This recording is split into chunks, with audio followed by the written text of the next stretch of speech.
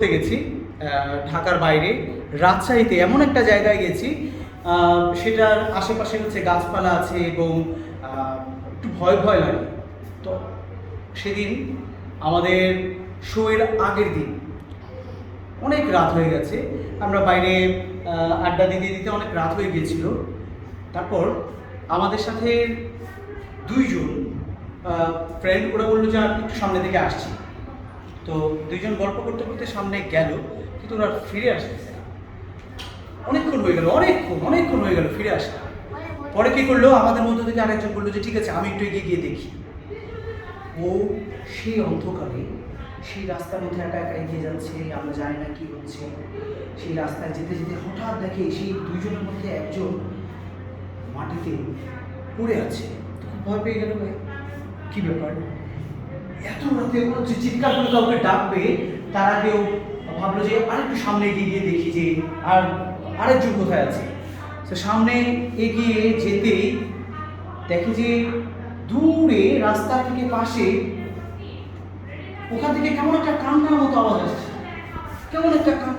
হালকা একটা কান্নার মতো আওয়াজ আসছে। ও আস্তে আস্তে করে কাছে এগিয়ে গিয়ে সেখানে যাওয়ার পর দেখলো ওখানে ছোট্ট একটা মেয়ে রক্তাক্ত হয়ে পড়ে আছে। দেখে মনে হয় এই মেয়েটা মনে হয় মারা গেছে। তো ও একটু কাছে এগিয়ে গিয়ে ভাবলো যে মেয়েটাকে একটু হেল্প করবে, মেয়েটাকে এখান থেকে তুলে নিয়ে যাওয়া দরকার, মেয়েটা রক্তাক্ত হয়ে পড়ে আছে।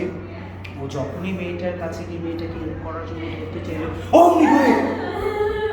অমনি করে মেয়েটার হাত ধরে ফেলেছে, চোখগুলো বড় বড় করে ফেলেছে, ভয়ঙ্কর রক্তাক্ত চেহারা, দাঁতগুলো উঁচু উঁচু, আর দেখে খুব ভয় লাগছে। মেয়েটার গায়ে এত শক্তি, কিছুতেই ওকে ছাড়ছে না, ভয়ঙ্কর। তারপর ও জোরে জোরে চিৎকার করা শুরু করলো এবং কোনো রকম সেখান থেকে সারা পেয়ে দৌড় দিয়ে সামনে এগিয়ে গেল। সামনে গিয়ে যাওয়ার কি দেখলো আর একটা লাশ, কাফনের কাপড়ে মোড়া সাদা লাশ। সেটাকে টপকে এগিয়ে গেছে। যাওয়ার পর কিছু দূর এগিয়ে যাওয়ার পর সামনে দেখলো একটা কালো বিড়াল, চোখগুলো ঝরঝর করছে। কি করলো, সেই বিড়ালটা শুধু ডেকেই যাচ্ছে, যেন এত রাতে একটা বিড়াল ভাবে করে যাচ্ছে। ও বিড়ালটাকে টপকে পাশ দিয়ে যাওয়ার সময় দেখলো আর একটা লাশ পড়ে আছে এবং সেই লাশটার হাতে এত চমৎকার একটা আংটি ছিল। লাশটার আঙুলটার মধ্যে ওর থেকে খুব ভালো লাগলো যে আংটিটা অনেক ঝরঝর করছিল, অথচ একটা লাশ, কিন্তু লোভ সামলাতে পারলো না। কি করলো, আংটিটা আস্তে করে খুলে দিল। তো লাশ আস্তে করে আঙুল থেকে আংটিটা খুলে দিয়ে যে এগিয়ে যেতে ওই লাশটার হাত পা ধরে ফেলেছে।